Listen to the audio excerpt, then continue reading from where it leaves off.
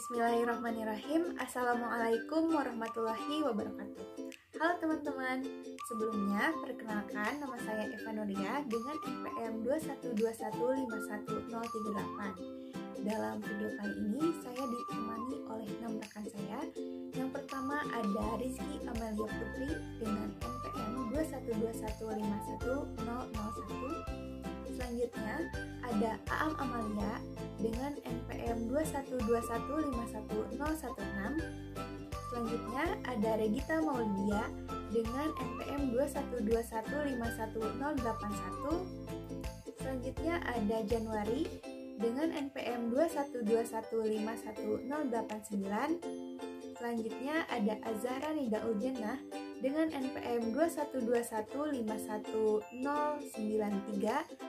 Dan yang terakhir ada Septiawati dengan NPM 212151518. Dalam video kali ini, kami dari tim 4 akan menyampaikan bagaimana penerapan PD Linear Orde 1 dalam bidang non-teknik. Nah, ternyata penerapan PD Linear Orde 1 di bidang non-teknik ini memiliki aplikasi yang luas. Di antaranya ada pada bidang ekologi, ada pada bidang ekonomi, ada pada bidang kedokteran, juga ada pada bidang ilmu sosial. Kira-kira seperti apa ya penerapannya? Mungkin untuk lebih jelasnya akan disampaikan oleh rekan-rekan saya.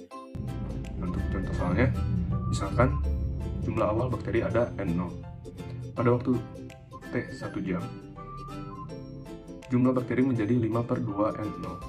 Jika laju pertumbuhan bakteri tersebut proporsional terhadap jumlah populasi bakteri pada saat ini, tentukan pada saat kapan jumlah bakteri menjadi 5 kali lipat dari semula. Nah, untuk penyelesaiannya, diketahui NT adalah jumlah populasi bakteri pada saat T.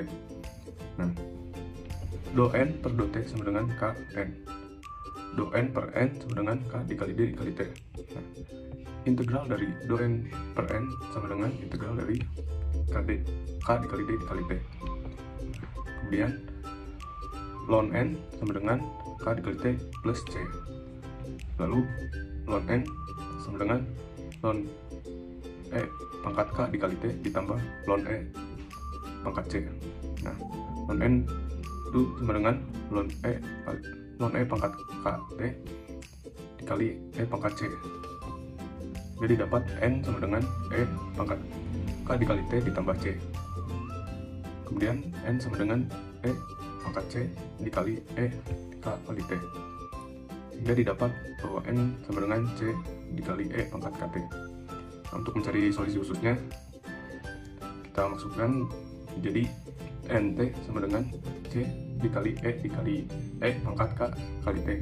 Nah, untuk N0 yaitu menjadi C dikali E pangkat K dikali 0, sehingga N0 sama dengan C dikali E pangkat 0, atau bisa disebut juga N0 sama dengan C.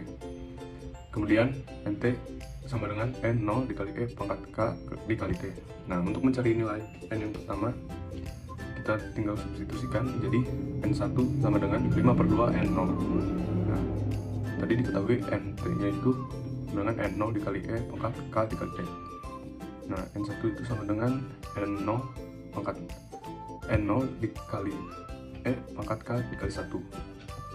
Jadi N1 tadi diketahui bahwa 5/2 sama dengan N0 dikali E pangkat K. 5/2 sama dengan E pangkat K, sehingga didapat K sama dengan ln 5/2 atau sama dengan 0,9163. Kemudian yang ditanyakan yaitu kapan menjadi 5 kali lipat, berarti mencari nilai N5. Nah, untuk N5 itu berarti 5 dikali N0.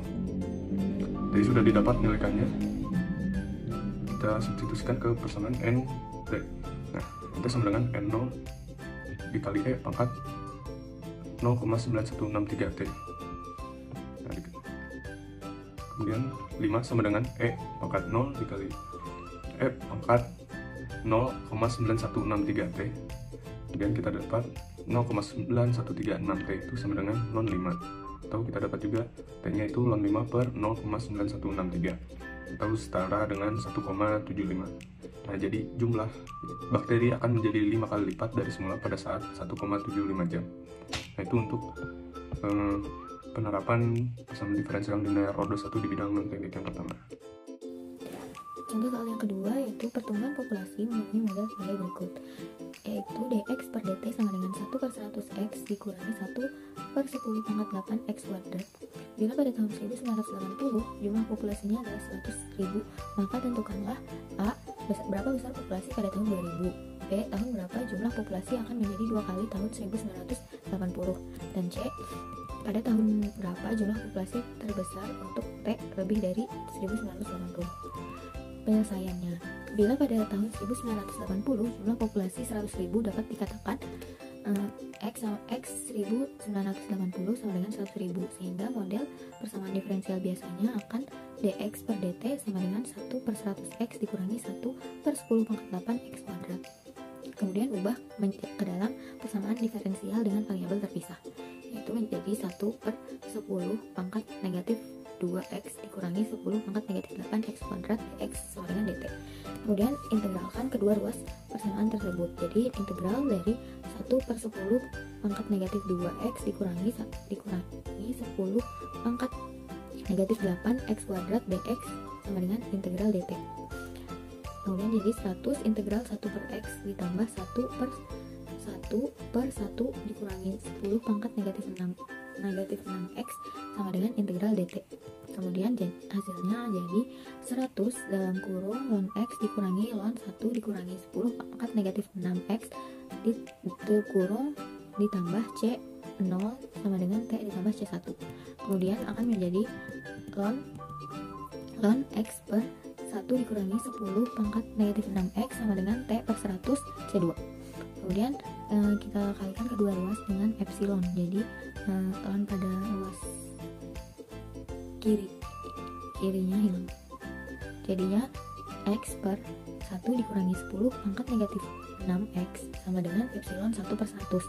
Nah, kemudian akan didapat x sama dengan epsilon pangkat 1/100 dibagi 1 ditambah 10⁻6 c epsilon 1 pangkat c epsilon pangkat 1/100.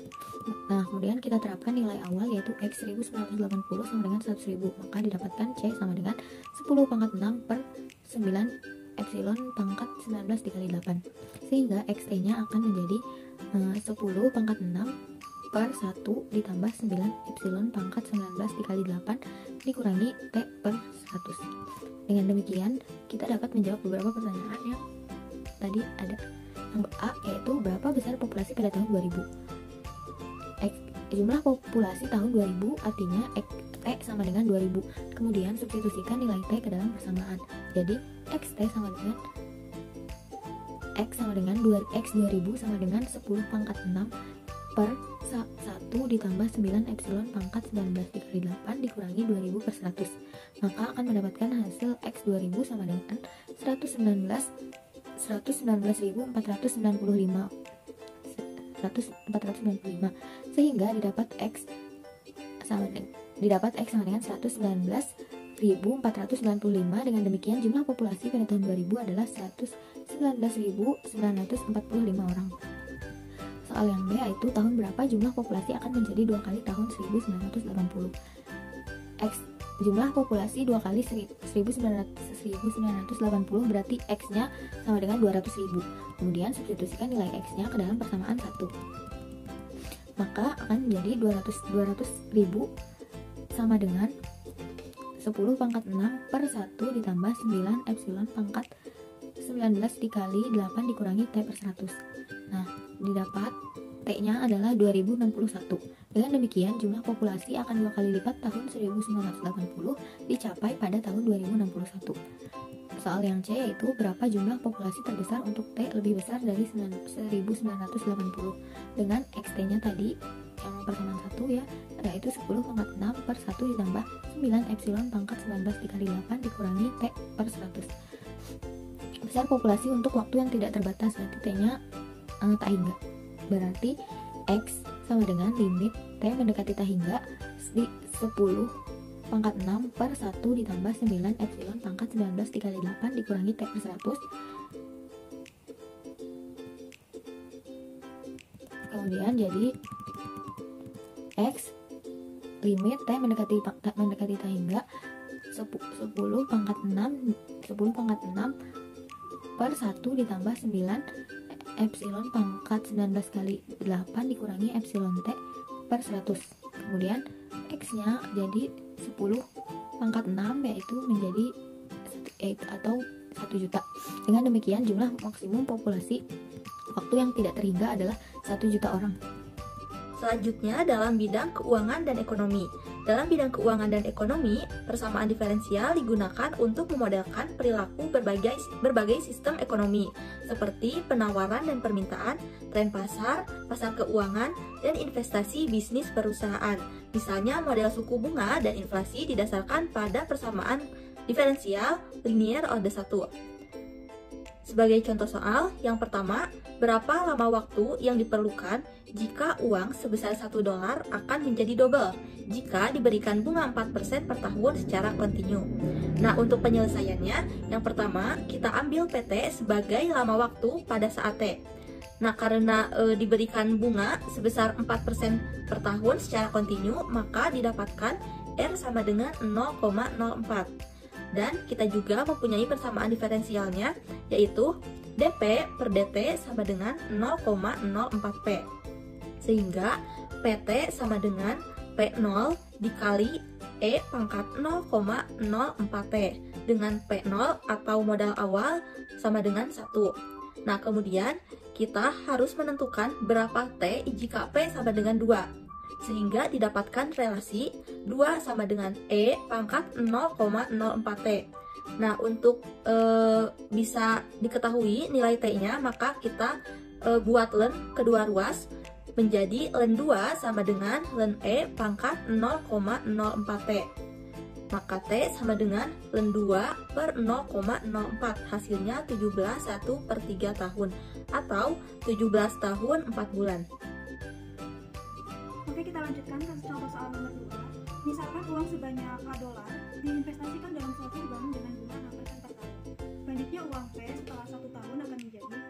Nah, untuk penyelesaian soal tersebut, yang pertama kita ketahui bahwa dalam soal P atau uang akhir sama dengan uang awal, atau kita misalkan di sini sebagai A, dikali dengan 1 ditambah, nah 6% kita ubah ke dalam bentuk desimal menjadi 0,06 jika bunga diperhitungkan tiap tahun. Nah, yang selanjutnya kita bisa jabarkan dari persamaan tersebut ke dalam tiap setengah tahun, yaitu menjadi P sama dengan A dikali 1 ditambah 0,06 per 2 dipangkatkan 2 jika bunga diperhitungkan setiap setengah tahun. Nah, lalu di sini kita juga buat bentuk persamaan dalam perhitungan tiap seperempat tahun, yaitu menjadi P sama dengan A dikali dengan 1 ditambah 0,06 per 4 dipangkatkan 4. Lalu untuk bunga jika diperhitungkan tiap bulan, maka untuk persamaan uang akhirnya menjadi A dalam kurung 1 ditambah 0,06 per 12 pangkat 12.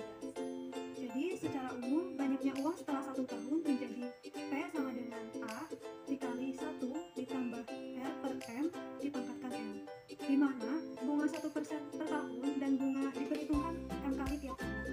Dan pada akhir tahun ke M, banyaknya uang akan menjadi P sama dengan A kurung siku dalam kurung 1 ditambah R per M dipangkatkan M, dipangkatkan lagi dengan M.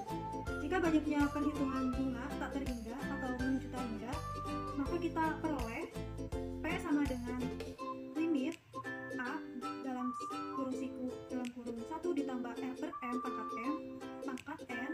Nah, untuk M mendekati tak hingga, maka sama dengan limit A dalam kurung siku dalam kurung 1 ditambah R per M pangkat M per R dipangkatkan dengan M kali M. Nah, kenapa bisa menjadi persamaan limitnya seperti ini? Karena dengan mengubah ke dalam bentuk seperti ini, kita tahu bahwa limit dalam kurung 1 ditambah R per M pangkat M per R, untuk M sama M mendekati tak hingga itu akan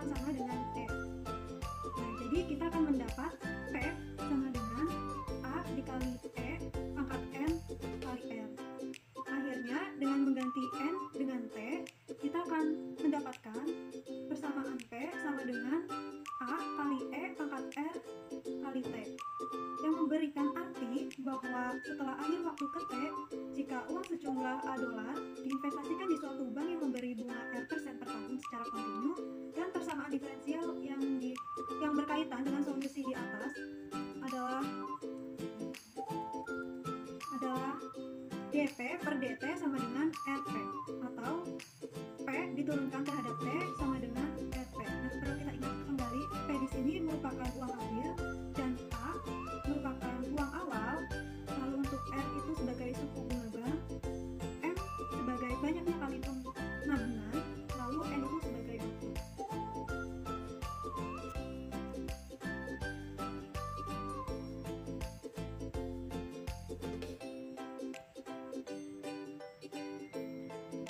Nah, itu dia untuk penyelesaian contoh soal nomor 2, yang dimana kita peroleh untuk banyaknya uang P setelah 1 tahun dengan rumus umum atau penyelesaian umumnya, yaitu DP per DT sama dengan RP. Nah, dari pemaparan materi tadi dapat disimpulkan bahwa penerapan PD Linear Orde 1 ini terdapat dalam berbagai bidang. Yang pertama ada di bidang ekologi, di mana persamaan diferensial dapat digunakan untuk memodelkan dinamika pertumbuhan populasi berbagai spesies dalam ekosistem. Seperti yang sudah dijelaskan di contoh soal, bahwa kita dapat mengetahui jumlah suatu bakteri pada suatu waktu tertentu menggunakan perhitungan PD Linear Orde 1.